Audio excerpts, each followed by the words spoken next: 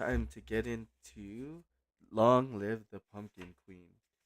So we are currently at chapter 4.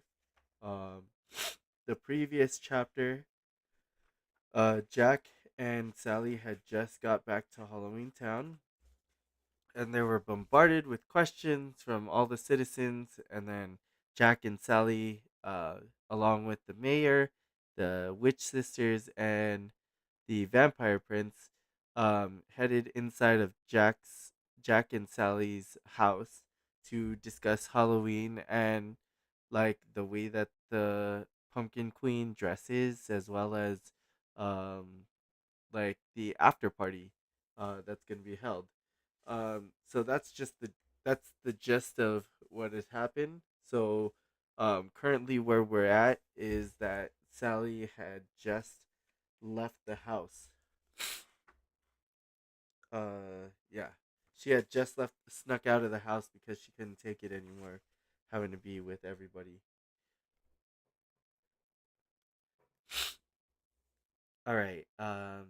Here we go. Chapter 4. I have to get away from Halloween Town, away from everyone. My mind hisses with overcrowded thoughts like poison bubbling over left to simmer too long on a crackling fire. I wanted this, didn't I? To marry Jack? But I never truly wanted to be queen. I was happy to remain a rag doll, imperfect, broken in places, hair straight as a board and dry as bone, a girl unchanged. But that's not true either. I was never content in my life before Jack, never satisfied to remain trapped in Dr. Finkelstein's lab, never liked the idea of being built, molded, sewn together by a mad scientist in a cold, damp lab on a dark, rain drenched night. I wanted something else, something more than the life I was given. But now I'm queen, and it feels like there are pieces missing between my two lives, seams not properly folded together, jagged and knotted, parts of myself I don't quite understand. Night lies heavy over Halloween Town, and I make my way quickly along the outer edges of town, through long, sinister shadows until I reach the cemetery. Zero appears in the doorway of his small doghouse, eyes black as night, ears raised, his zip after me, nose glowing orange in the dark, and together we cross over the narrow stone bridge, leaving Halloween Town behind and passing into the starless gloom of the night, of the forest.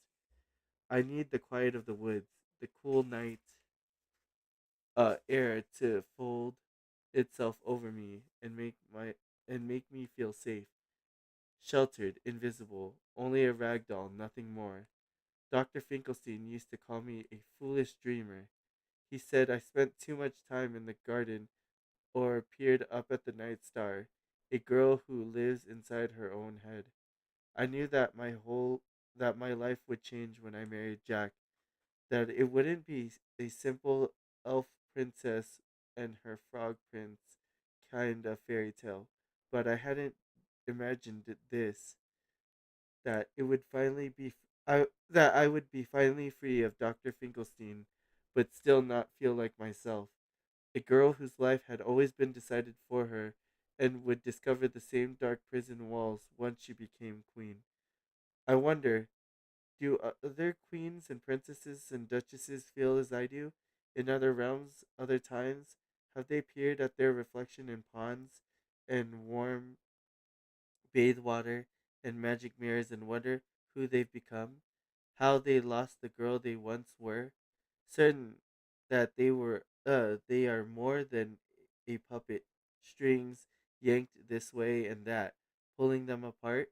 Does Ruby Valentino catch sight of herself in a shop window from time to time and not recognize the woman staring back? You, you still think I'm the same girl, don't you, Zero?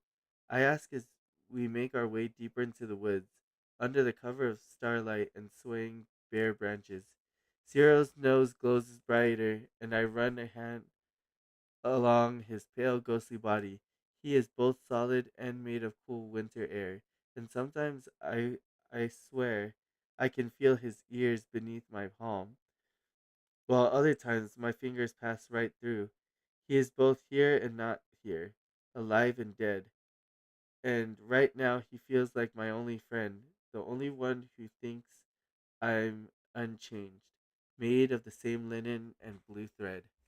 Everyone else in Halloween Town seems to think I am someone entirely new, a girl with a royal title whose hair should be like the silken threads of a spider web, with coffin straight posture and a crown of feathers atop her head. But I am not these things. The leafless branches of the forest cast long vertebrae shadows across the ground, and I tear away the black chiffon fabric pinned over my patchwork dress, leaving it in a heap behind me. I ripped off the crown and tossed it into the thorn bush, where it snags on a branch hanging there like a tinsel on a tree. With Zero zipping along beside me, I break into a run, wanting to feel like the cold night wind against my patchwork seams, needing to feel the distance between myself and the town. The sky is speckled with needle pricks of starlight, and even though the moon hidden beyond a low layer of clouds, I know the path already ahead through the trees. I follow it down a low gully, then up the other side where the branches hang and stoop like old cobwebs after it rains. The air turns cool, and at last I arrive at the grove of 7 trees, the place where Jack and I stepped through the carved tree into Valentine's world, or town, sorry, Valentine's town, as if my legs have led me here without real purpose. Zero hovers nervously beside me, looking back down the path we came. He doesn't like it here, in the dark of the trees so far from town. But I walk into the center of the grove, running my palm down the trunk of each tree, feeling their carved bark made smooth by each symbol, a green 4-leaf clover, and egg decorated hues of pink and blue. I stop at the rose red heart, the entrance into Valentine's town. I could open the doorway and slip back into its realm. I could escape for a day or two, pretend I am someone else. Maybe I could even find Ruby Valentino, tell her that I'm not sure I want to be a queen, that I don't even know how, and she will offer some advice to calm this ache in my chest. This nagging, prodding sense that perhaps I am living the wrong life. Maybe I don't belong in either place, in either life. A girl in Dr. Finkelstein's lab, or a queen. I touch the shiny gold knob, already smelling the sugary sweetness, the hint of caramel and rose petals, when Zero lets out a quick, high pitched bark. I drop my hand, turning, but he is nowhere in sight. The wind sails among the branches, and he barks again somewhere beyond the grove. Deeper into the woods, I follow the sound. Across a barren stream, through dead autumn leaves, where no path marks the way into a part of the forest where I've never been, a darker part, a quieter part, where even the shadows have no shape, where even the don't dare roost. Only darkness lives here, in the eerie calm and quiet of these bare trees. Curiosity will be the devil of you, or the death, whichever comes first. Dr. Finkelstein told me once. It was a warning to keep my restless mind from wandering into places it didn't belong, to stay quiet and stay put, but I was never any good at either. Zero barks again, an excited yip, like he's found a freshly rotted bone, and I step around a thicket of thorny vines. But when I spot him, it's not a bone or a carcass he's standing over. He's facing a clot of brambles and briars, nothing that seemed like anything, nothing out of place. Come on, Zero, I call, patting my leg, but he began tugging into the woven vines, biting at the long dead brambles and yanking them back. I step closer, squinting through the dark, wishing I'd brought a candle. And then, at last, through the strange, formless shadows, I see it, a tree, but not just any spiny tree. Something is carved into the trunk, a smooth, purposeful etching just like the seven trees in the grove. But yanking away the last of the briar thorny thorns, snagging at my linen flesh, my bare legs pulling at my seams. But I keep going. I need to see, I need to know for sure. And when enough of the choking vines have been torn away, I blink, refocus, to be sure it's real. A blue crescent moon has been carved into the rough, worn surface of the bark. It's a tree like the others, a doorway, an entrance into another town. Oh snap!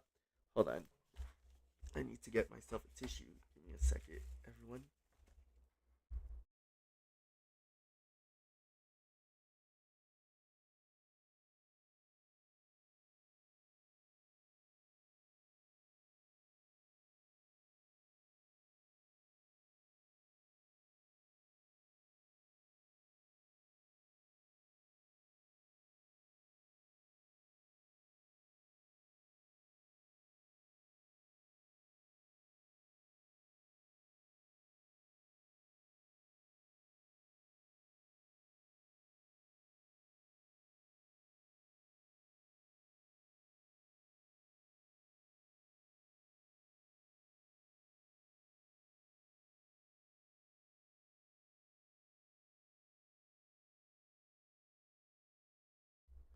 Excuse me. I'm still a bit sick. Uh, so apparently, she has found a doorway to something crazy. A crescent moon, huh? I wonder what it is. A doorknob is The doorknob is knotted with vines. It hasn't been used for many years, and I have to tug away the dead coils, breaking them and tossing them aside. The sound of snapping wood echoes through the forest while Zero hovers beside me, ears raised, anxious to see what we've uncovered. One of the edges of the door has been exposed, brambles and green scattered at my feet. Brambles and green scattered at my feet. Huh. I take in a deep breath and reach for the doorknob, pulling the door slowly open. In an instant, the wind catches the oval shaped door, a sudden gust as if by magic or m- malediction, and fleeing it wide.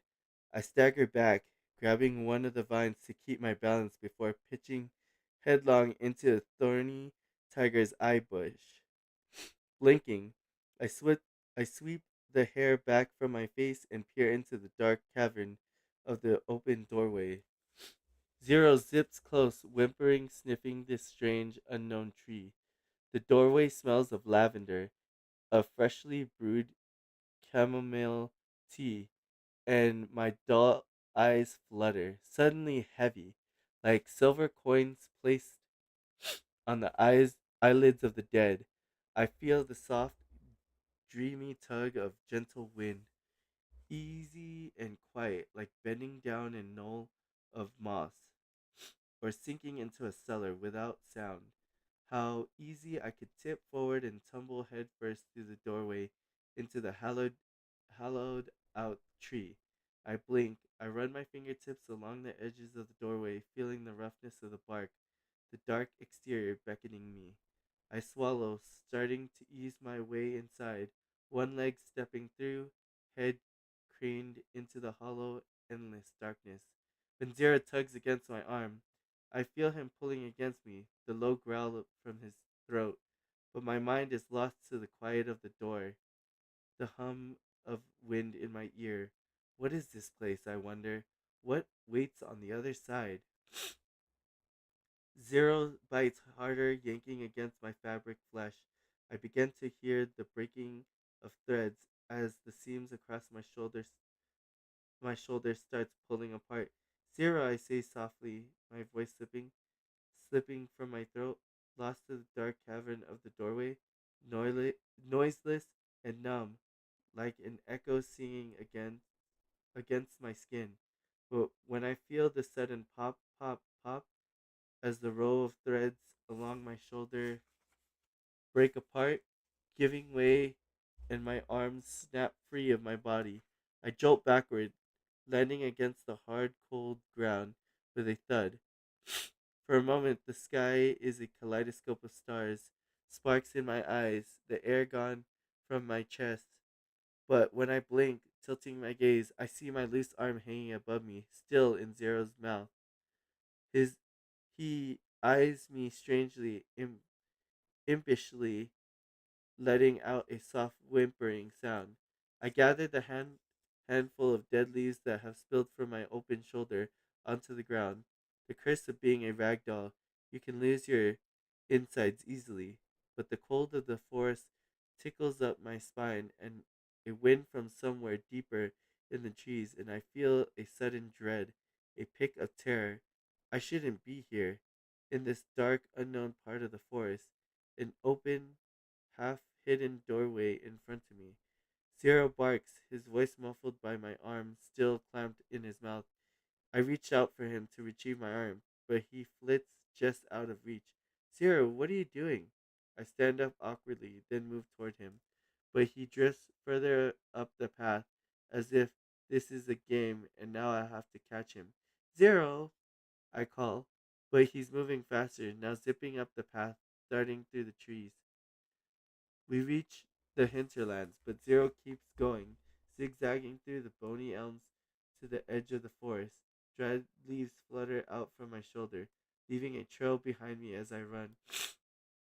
We cross the narrow bridge through the gate into Halloween Town, and it's not until we reach the cemetery when Zero finally drops my arm onto the cold ground. His tongue wags from his mouth, and he makes an excited little yip, but I shake my head at him. Bad dog, I say softly, not truly meaning it, then slump down beneath Spiral Hill, where Jack and I were married only a day ago. I pulled out the blue spool of thread and the sharp needle I always keep in the left pocket of my dress, because old seams have a way of popping, popping, thread unspooling, and you never know when you'll need it, and began stitching my arm back into place.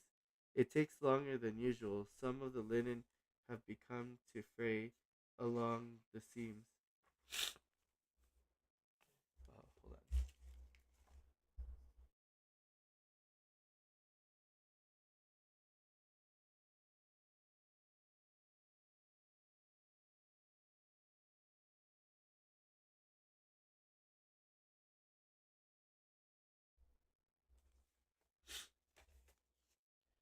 I need to gather a few spare dead leaves from the graveyard to fill my shoulder socket all the way.